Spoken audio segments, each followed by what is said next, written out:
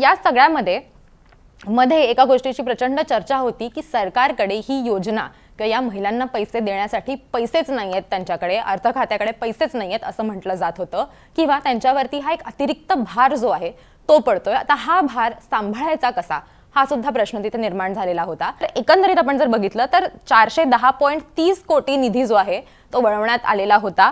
याच्या आधी सुद्धा 410.30 कोटी निधी जो आहे तो वळवण्यात आलेला होता. त्याच्यामुळे एकूण आतापर्यंत 820 कोटी 60 लाख रुपये जे आहेत ते सामाजिक न्याय विभागाकडनं वळवण्यात आलेले होते. आणखीन एक विभाग असा आहे ज्यांचा निधी सुद्धा याच्यासाठी वळवण्यात आलेला होता, लाडकी बहीण योजनेसाठी.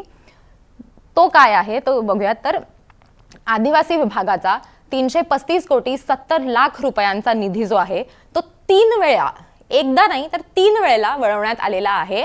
आणि आतापर्यंत एकूण जर बघितलं तर 1007 कोटी रुपये जे आहेत ते वळवण्यात आलेले आहेत लाडकी बहीण योजनेसाठी किंवा इतर कामांसाठी. आणि 1 कोटीपेक्षा जास्त ही रक्कम आहे जी आदिवासी विभागाकडनं वळवण्यात आलेली आहे किंवा ती सरकारनं दुसऱ्या कामासाठी वापरली आहे.